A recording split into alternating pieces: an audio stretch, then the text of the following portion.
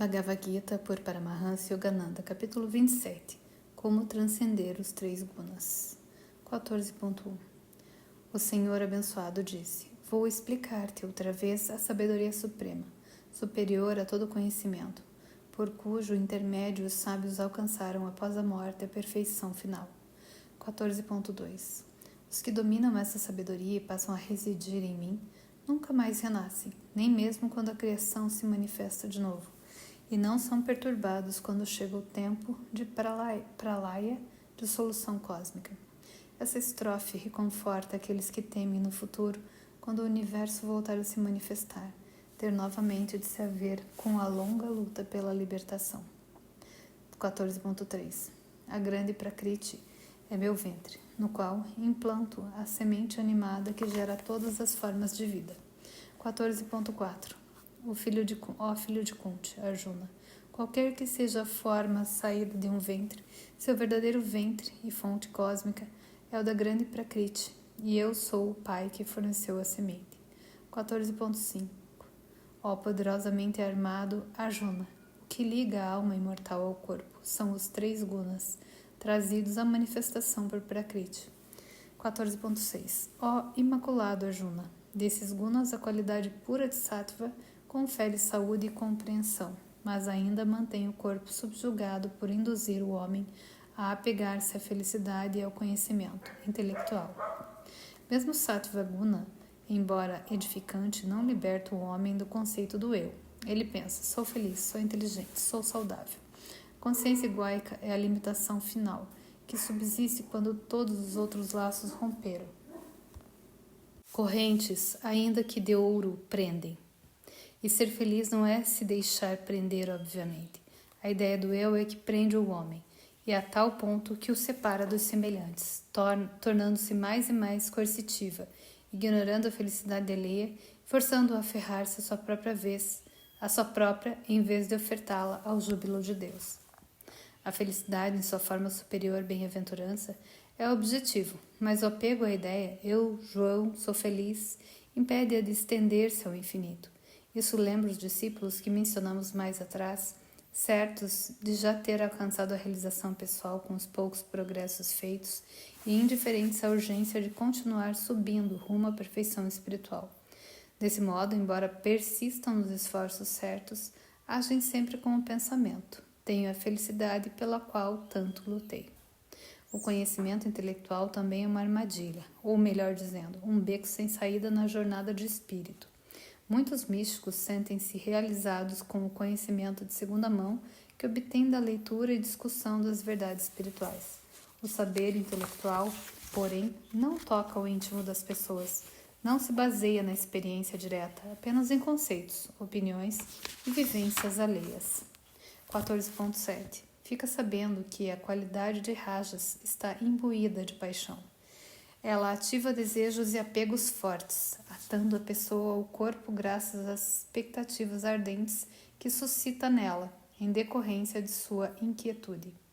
Um bom exemplo de rajas é o entusiasmo da multidão no estádio de futebol, clamor exuberante quando a equipe certa marca um gol, raiva quando o árbitro erra, xingamento quando o gol é marcado pelo adversário, júbilo incontido quando nossa equipe vence, decepção e tristeza quando a vitória vai para os outros.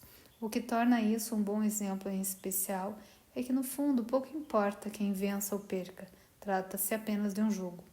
Dá-se o mesmo com a vida, um simples jogo. No entanto, as pessoas a levam muito a sério e investem todas as suas esperanças ou medos em certos resultados que, no tocante à alma, nem sequer ocorrerão. 14.8. Ó Bharata Arjuna, aprende que a qualidade obscurecedora de tamas produz a ignorância espiritual. Esta ilude a mente e torna as pessoas ociosas, descuidadas e por demais propensas ao sono subconsciente. A embriaguez é tamásica. O vício das drogas é tamásico. O embotamento mental é tamásico. A estupidez é tamásica.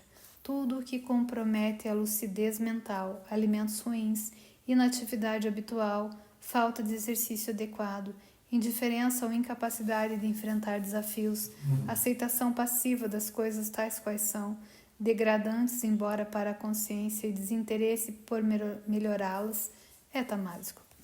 Tamas é a qualidade da natureza humana, nascida porém da natureza cósmica, que atrai desgraças de todo tipo. Ela ergue uma parede tão grossa em torno do ego que faz a pessoa ver-se e a seus interesses como coisa inteiramente desvinculada dos interesses e pessoas de seus semelhantes. Na analogia do oceano e das ondas, Tamas representa a parte da onda que mais se destaca do fundo do mar. A ação de Tamas é gerada pela parte mediana, rajásica, da onda. Tamoguna em si não tem poder algum, apenas se desintegra em espuma depois que atinge o pico de sua expressão. No fluxo de energia pela espinha, Tamoguna é o impulso para baixo do apego à matéria, após atingir o ponto em que nada mais busca ativamente e apenas se inclina às cegas para qualquer coisa ou condição material que o ego insiste em classificar como minha e de ninguém mais. 14.9. Sattva prende o homem à felicidade. Rajas, a atividade, e Tamas, embotamento, o discernimento que engendra consciência de solução, submerge-o em dificuldades. O Sattvaguna exalta a consciência. Rajas mantém-na ligada ao mundo exterior. Tamas anuvia a ponto de impedir até os questionamentos sobre o certo e o errado. Sattva, contudo, caso não esteja nem um pouco contaminado por rajas, pode tornar a pessoa passivamente feliz e, portanto, propensa a cair de novo de sua posição elevada na inércia relativa. Assim, a roda continua girando. Há 3 aspectos em rajas: ascendente, com direção apenas ao mesmo plano, e descendente. Embora rajas induza a pessoa à atividade, esta pode ser edificante ou destruidora. Cumprir conscienciosamente um dever é agir sob a influência de sattva rajas. Por outro lado, a ação voltada com exclusividade para a autorrealização, sob a influência do desejo e do apego, pode tomar diversos rumos. Se a pessoa conseguir, por meio dessa ação, reconhecer e aceitar que os outros também têm suas necessidades, então o ato egoísta a conduzirá para cima, para uma consciência mais livre. Mas, se ela teimar em excluir as necessidades alheias de sua própria luta para realizar-se, sua consciência se encolherá e sua energia descerá pela espinha na direção dos chakras inferiores. 14.10. Em algumas pessoas, Sattva predomina, mantendo em obediência rajas e tamas. Em outras, rajas prevalece, e em outras ainda, tamas sufoca tanto Sattva quanto rajas. Todos os homens, é preciso entender, são uma mescla dos 3 gunas.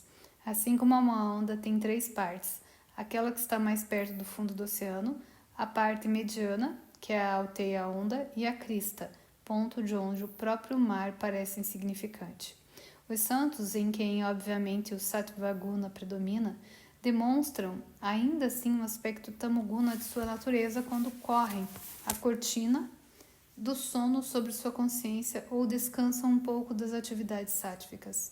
Os santos não deixam também de exibir rajas em sua natureza ao lutar pela felicidade dos outros ou ao buscar alguma descontração contando anedotas e rindo. As pessoas mundanas, empenhadas unicamente na realização de seu próprio ego, mostram, não obstante, sinais de sattva quando procuram ajudar os semelhantes, seus filhos, por exemplo, a evoluir e alcançar sucesso na vida. Revelam tamas não apenas quando dormem ou descansam longamente, mas também quando repelem certos deveres por considerá-los chatos demais. As pessoas tamásicas, de mente embotada, traem rajas em sua natureza no momento em que se propõem fazer alguma coisa. Traem sattva no ato de apreciar algo, ou até de perguntar, enfastiadas a si mesmas: a vida valerá mesmo a pena? Com efeito, no próprio ato de perguntar, tendem a voltar a mente para cima, embora por pouco tempo, quando menos por estar simplesmente exasperadas. Ao tentar ajudar o próximo ou dar lições aos jovens, deveríamos nos lembrar de que só se evolui por etapas. Provocar atitudes sáttvicas em alguém, por exemplo, que seja basicamente tamásico, seria pura perda de energia e mesmo um absurdo. Se tentarmos induzi-lo a meditar, ele simplesmente cairá no sono ou mergulhará num torpor subconsciente. A meditação não é para todos, nem a virtude desinteressada. Peça a uma pessoa tamásica para fazer algo que não seja egoísta e ela não fará nada. Conclame uma pessoa rajásica a viver mais no eu e ela olhará à volta em busca do que possa tomar para si mesma. Uma semente não pode transformar-se de súbito numa árvore. Todo ser humano precisa crescer a partir da etapa onde se encontra no momento. Em vez de cobiçar uma perfeição imediata no caminho espiritual, precisamos trabalhar realisticamente com as ferramentas que temos à mão. A semente crescerá se for regada com método. O processo de regar para o devoto é a meditação diária e a prática constante da presença de Deus. 14.11 Quando a luz do discernimento atravessa todas as portas do sentido, fica óbvio que o sattva predomina nessa pessoa. A pessoa sátvica detecta bondade e pureza em todas as coisas as vê refletidas, vislumbrando Deus naquilo que sente, degusta ou cheira. Projeta no mundo em derredor aquilo que ela é no íntimo. 14.12 Quando o homem dá mostras de inveja, inquietude, motivação egoísta, rajas predomina em sua natureza. A pessoa rajásica contempla tudo em termos daquilo que pode aproveitar para si, para sua própria realização. As portas de seus sentidos estão atulhadas das toxinas mentais do desejo.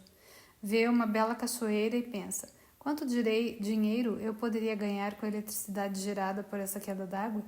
Diante de um quadro magnífico, pergunte-se: quanto valerá?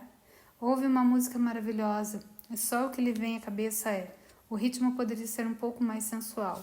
Degusta uma fruta deliciosa e reclama: não está suficientemente doce.